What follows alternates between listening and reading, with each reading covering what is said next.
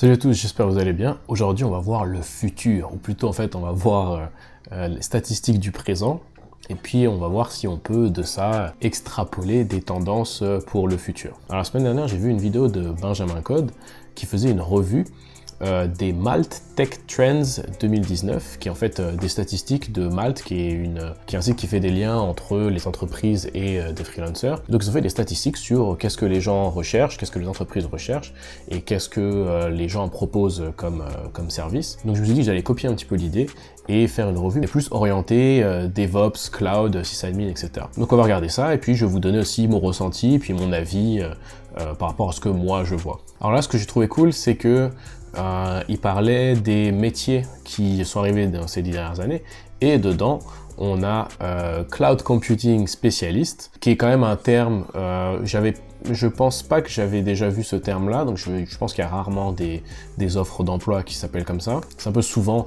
le genre de compétence qui est regroupé dans le métier DevOps, même si c'est pas un métier, on l'a déjà dit 10 fois. Mais Cloud Computing spécialiste en Techno-Cloud, c'est un des nouveaux métiers qui est apparu récemment et qui est très en demande, et de plus en plus en demande. On va le voir un petit peu plus bas, en bas. Et donc ça, comme ils disent, ce qui est intéressant, c'est que 6 métiers sur 10 qui existeront en 2030 n'existent pas aujourd'hui. Donc en fait, on est dans une industrie qui bouge super vite, au cas où vous n'avez pas déjà remarqué. Et d'un côté, ça peut être difficile de savoir qu'est-ce qu'on va être en train de faire dans 10 ans. D'un autre côté, c'est quand même cool de se dire que l'industrie évolue, les métiers changent, et qu'on va pas faire tout le temps la même chose pendant toute sa carrière, quoi.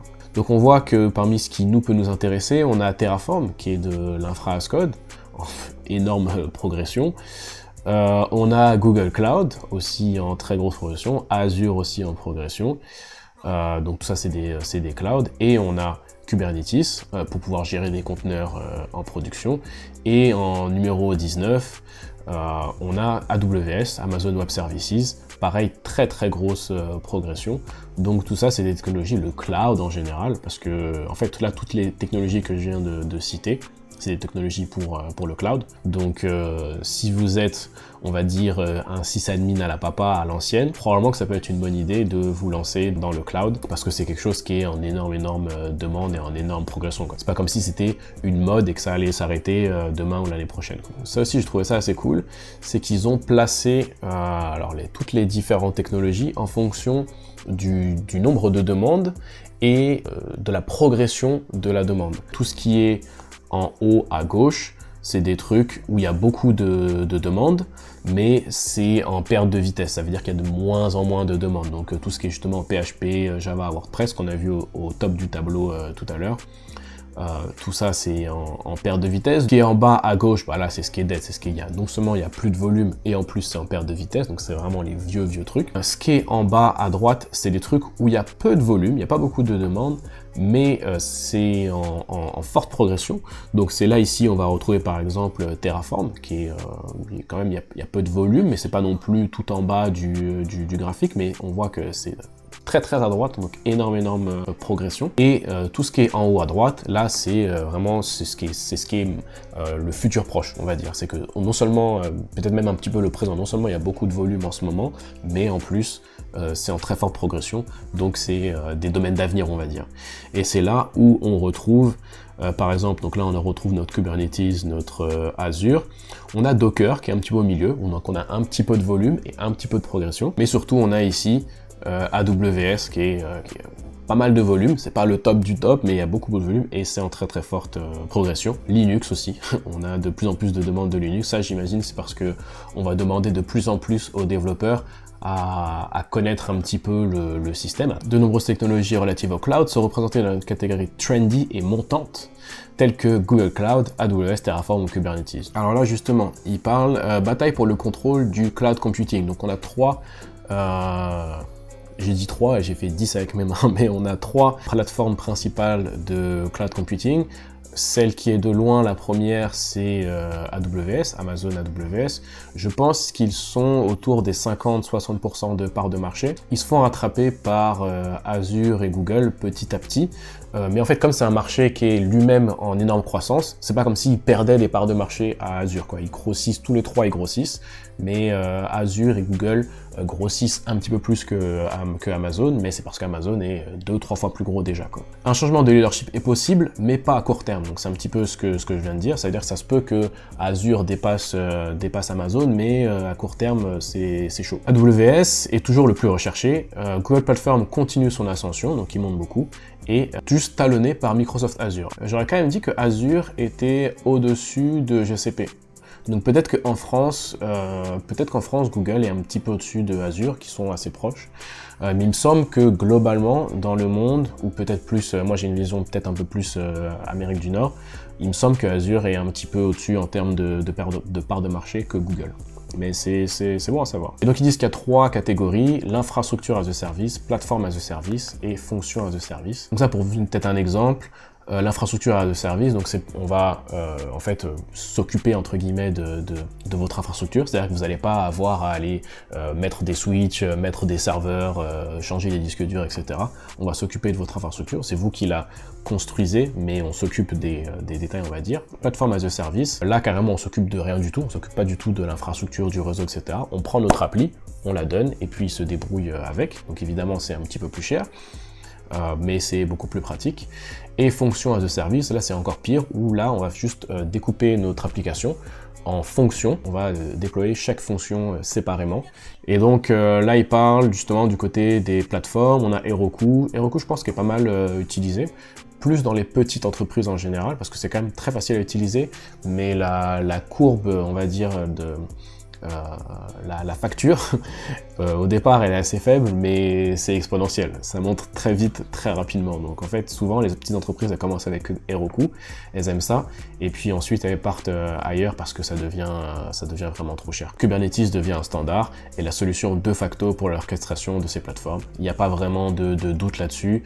Au départ on avait Docker Swarm qui se battait un petit peu pour la même position, mais maintenant c'est Kubernetes partout, quoi. Je pense qu'il reste quelques petits clusters Swarm pour ceux qui ont adopté les conteneurs Docker assez tôt. Il y en a peut-être qu'il y a encore quelques-uns qui sont sur Swarm, mais aujourd'hui tout le monde part sur Kubernetes, et c'est quelque chose que moi je constate aussi de ma propre expérience. Le taux d'adoption de Kubernetes ne cesse de croître, plus 22%, ça m'étonne pas, tout le monde passe sur Kubernetes. Ils disent que Amazon a été un petit peu tard, et ouais, parce qu'en fait Amazon était parti au départ, ils ont fait leur truc un petit peu maison. Amazon ils aiment bien faire les trucs sauce maison, ça s'appelle ECS, Elastic Container Service je pense, qui est quand même pas mal utilisé. Je pensais pas que ça allait être aussi populaire que ça, je pense que nous on l'utilise, par exemple moi dans mon équipe on l'utilise, mais je pensais qu'on était un petit peu les seuls, mais au fur et à mesure que je regarde ce qui se passe, c'est quand même pas mal utilisé. Donc bref, s'il y a quelque chose qu'il faut retenir, c'est que Kubernetes c'est le turfu. Première prédiction de la boule de cristal. Par contre là ils sont un petit peu réservés, ils disent leur démocratisation devrait exploser dans les années à venir une fois que ces technologies seront plus matures, comme ce qu'on a pu observer ces 5 dernières années. Donc effectivement ça c'est des technos qui sont encore qui sont très très récentes. Il y a très peu d'entreprises qui utilisent ça. Souvent en DevOps ou en Admin 6, on va utiliser ça, des fonctions, pour remplacer des petits scripts qu'on a qui tournent à droite à gauche. On va utiliser des fonctions as a service, c'est beaucoup plus fiable et beaucoup plus pratique. Par contre, des entreprises qui font vraiment une application basée sur des fonctions as a service, ça c'est beaucoup plus rare. Il y en a, mais moi personnellement j'en ai jamais vu. C'est en très forte croissance, mais comme c'est assez récent, il faut s'attendre à essuyer quelques plâtres. Ça devient vite compliqué à gérer, et c'est ça. Et comme les gens n'ont pas forcément beaucoup d'expérience avec ça, ça monte petit à petit. Ils disent aussi que, ouais, effectivement, Docker et Kubernetes sont 22 fois plus représentés dans les compétences des freelances que serverless et Function. Donc j'imagine c'est Azure Function et Google Function, un truc comme ça, et Lambda qui sont les offres de fonctions as a service des trois providers. Donc c'est quand même quelque chose de niche. Si vous rentrez là-dedans, c'est vraiment pour le futur, quoi. Et là, on voit, pour développer l'automatisation des tâches, accélérer notre time to market, nous avons décidé de basculer vers le cloud et une approche microservice et DevOps.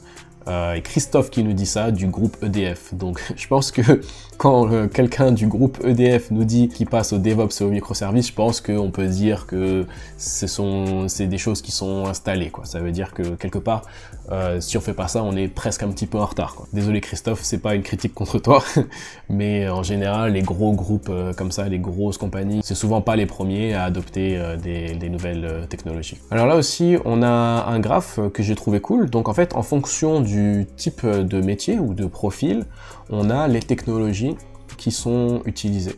Donc si par exemple on regarde sysadmin, on voit que les sysadmins, ils font principalement du Linux et du PHP. Donc PHP, je pense que c'est juste parce que comme c'est une des compétences qui est au top, bah forcément ça se retrouve dans un petit peu, en fait d'ailleurs si on clique si on voit sur PHP ici, bah on voit que ça fait partie d'un petit peu tous les métiers, quoi. Donc je pense qu'on peut un petit peu l'ignorer, mais dans ce qu'on voit, Linux principalement, un petit peu de Python, un petit peu de Docker et puis un petit peu de cloud, etc. Donc un petit peu tout en fait on va dire, mais principalement Linux.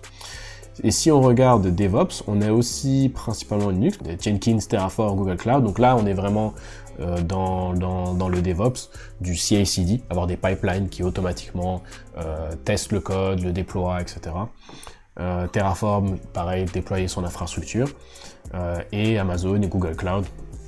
Et Docker, bien évidemment. Docker, c'est le couteau suisse du DevOps. C'est ça, c'est les technologies principales que les gens qui sont DevOps ou qui ont la compétence, on va dire, DevOps utilisent. Donc c'est assez intéressant. Là aussi, on voit, c'est assez cool, on voit les compétences secondaires. Donc c'est-à-dire que, par exemple, quelqu'un qui est dev front-end, et bah, parmi tous les devs front-end, c'est quoi la compétence secondaire qu'ils ont le plus? Mais ce qui va nous intéresser, nous, un petit peu plus, ça va être plutôt dans la catégorie sysadmin. Parmi les sysadmins, la deuxième compétence qui va être la plus fréquente, ça va être le DevOps. Donc en fait, il y a 23%, si je comprends bien, il y a 23%, 24% des sysadmins qui déclarent avoir DevOps en tant que seconde compétence. Ingénieur cloud, ce qui pourrait rejoindre le DevOps. En fait, dans le DevOps, on fait beaucoup de cloud, mais c'est pas forcément non plus directement relié. Donc en fait, c'est quand même assez bien partagé, quoi. C'est presque 20% de chaque. On a un petit peu plus de sysadmin et un petit peu moins de DBA. Et ça,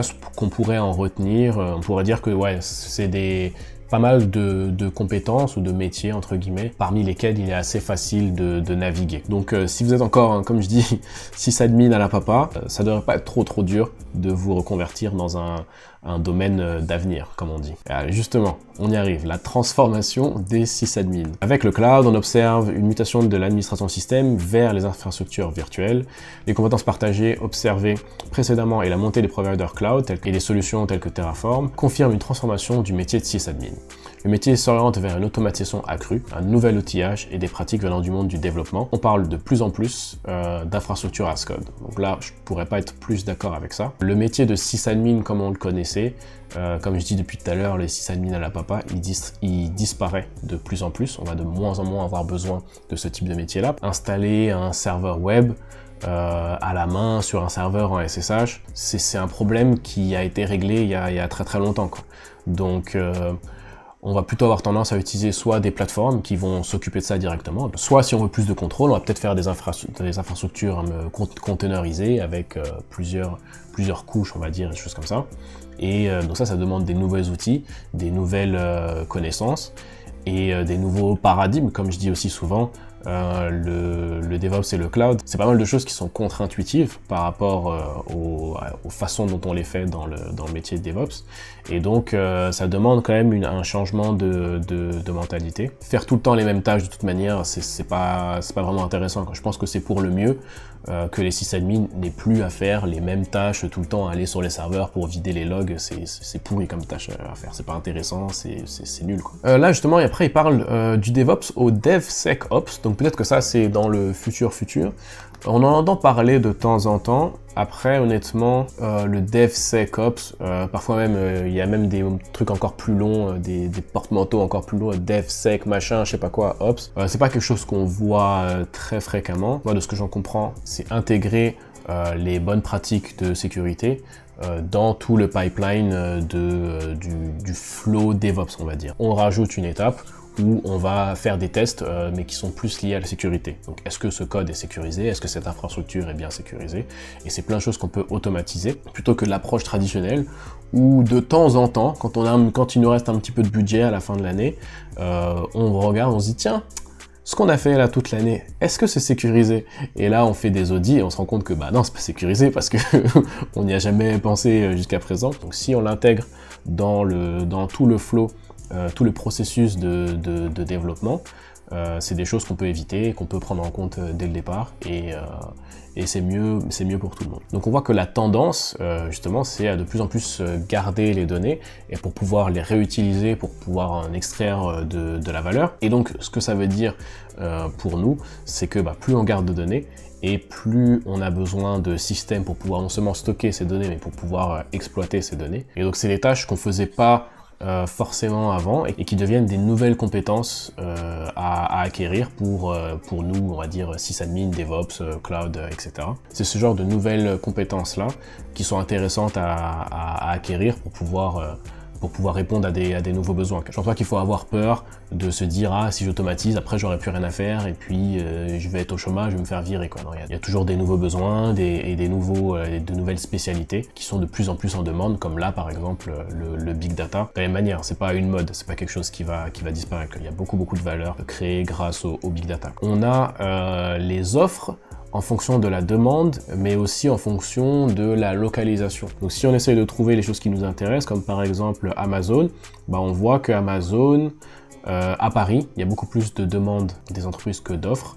Par contre, ailleurs, effectivement, il y a plus d'offres, vous allez avoir plus de valeur si vous êtes dans des grandes villes que dans les petites villes. Après, on est quand même très proche de la ligne de la parité entre l'offre et la demande, donc c'est pas non plus comme si c'était la guerre et que fallait prendre forcément la première offre venue, n'importe quel tarif, quoi. C'est quand même c'est quand même très équilibré. Et là, on arrive sur les tarifs. Donc, sur les tarifs, pour notre métier, on va dire plus sysadmin. Donc, sysadmin regroupe tous les métiers, comme on a vu tout à l'heure, ça regroupe DBA, spécialiste cloud, DevOps, etc. Et ce que moi j'ai trouvé intéressant, c'est qu'on voit qu'il y a une énorme différence. En fait, ça part de 100 et ça va à 1100. Même dans les moyennes et dans les médianes, ça va du simple au double, quoi. Et moi, je pense que c'est dû au fait que justement, les métiers qu'ils ont mis, ou du moins les compétences qu'ils ont mis dans le métier sysadmin, elles sont très variées, et donc un spécialiste cloud, moi ça m'étonnerait pas qu'il charge 4 fois plus qu'un simple sysadmin, simple entre guillemets, sysadmin qui connaît pas le cloud, et qui est pas forcément sensible au DevOps et des choses comme ça. Donc je pense que c'est ça qui fait la disparité. Là aussi quelque chose qui est assez intéressant, il parle du fait que il y a des gens qui sont beaucoup plus performants que d'autres. Je pense et c'est comme ça qu'ils essayent d'expliquer la différence de variation des prix. Je pense pas que c'est ça qui explique complètement cette différence, parce que c'est une différence de fou, quoi. Entre 100 € par jour et 1100 € par jour, je pense pas que c'est juste la différence qu'il y a un mec qui est un petit peu plus performant que les autres, mais je suis quand même d'accord avec le fait que peut y avoir des grosses différences dans l'informatique, donc que ce soit dans le dev ou dans le DevOps, sysadmin, cloud, etc. Il y a effectivement des grosses différences de performance d'une personne à l'autre. Moi, je le remarque presque tous les jours. Donc là, ils donnent quelques petits conseils. Ils disent la valeur de l'information est plus grande, donc c'est ce qu'on disait un petit peu tout à l'heure, le fait qu'on emmagasine de plus en plus de données pour pouvoir en tirer des informations. Ça va être de plus en plus le cas. Virtualisation et cloudification. Si cloud était un buzzword il y a encore quelques années, je me souviens à l'époque, le cloud, c'était tout le monde s'appelait, tout le monde faisait du cloud. Alors qu'au final, aujourd'hui, il n'y a pas tant d'entreprises qui sont vraiment des entreprises de cloud. Il y a même encore de la confusion. Parfois, quand je parle de cloud, il y a des gens qui me disent « Ah, mais moi, je préfère utiliser Dropbox » ou des trucs comme ça. Alors que ça n'a rien à voir. Chez EDF, ils sont mis au cloud, c'est que les gars, faut y aller. Ils donnent aussi des petits conseils pour les freelances. Donc, on va voir peut-être qu'on peut, même si on n'est pas forcément freelance, on peut en tirer quelque chose. Ça bouge très vite. Donc moi, le métier que je faisais il y a 6, 7, 8 ans, il est quand même assez différent de ce que je fais aujourd'hui. Donc le fait de se former tout le temps, c'est quand même important. Ils disent l'avenir sera DevOps. Vous êtes sur la bonne chaîne. Vous êtes sur la bonne chaîne YouTube, où ils redisent un petit peu le métier de sysadmin change, mais ne disparaît pas. C'est ce qu'on disait un petit peu. Si ce n'est pas déjà fait, développeur ou sysadmin, intéressez-vous à Docker, Kubernetes et Terraform. Donc là pareil, je suis 100% d'accord. Docker, ça devient presque, je vais pas dire obligatoire, parce qu'on n'est pas obligé d'utiliser Docker ou des conteneurs pour faire l'infrastructure, mais c'est de plus en plus le cas. Kubernetes, forcément, si on utilise des conteneurs, c'est un incontournable.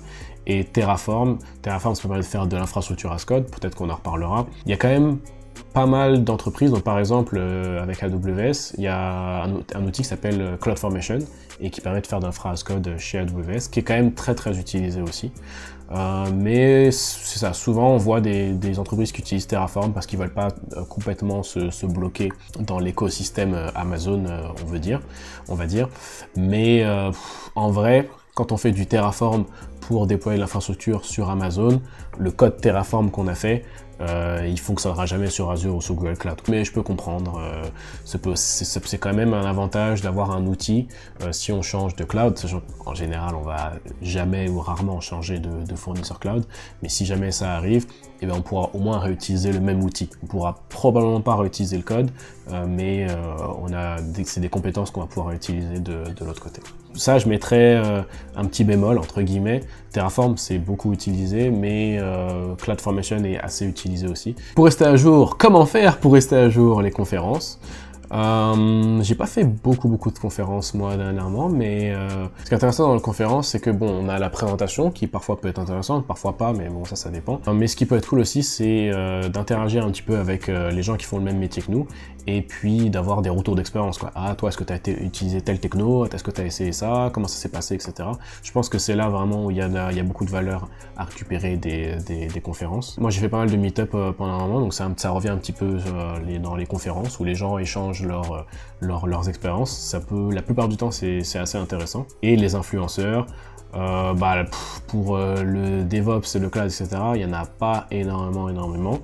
On va dire, si vous voyez cette vidéo et que vous êtes influenceur, alors j'aime pas trop ce mot, mais si vous êtes un créateur qui parle de sysadmin ou de cloud ou de DevOps, mettez-moi un petit commentaire, comme ça pourra aider tout le monde à savoir où choper de l'information par rapport à ça. Donc voilà, dites-moi si c'est quelque chose qui vous a intéressé. Si c'est le cas, j'essaierai d'en faire un petit peu plus souvent, sinon c'est pas grave, on continuera comme d'habitude. Et puis je vous laisse une petite suggestion. On va dire aujourd'hui que je vous suggère de regarder la vidéo sur le DevOps en 2019, même si on est bientôt en 2020, comment le métier et le mot DevOps a évolué jusqu'à maintenant. Et puis on se retrouve dans la prochaine vidéo.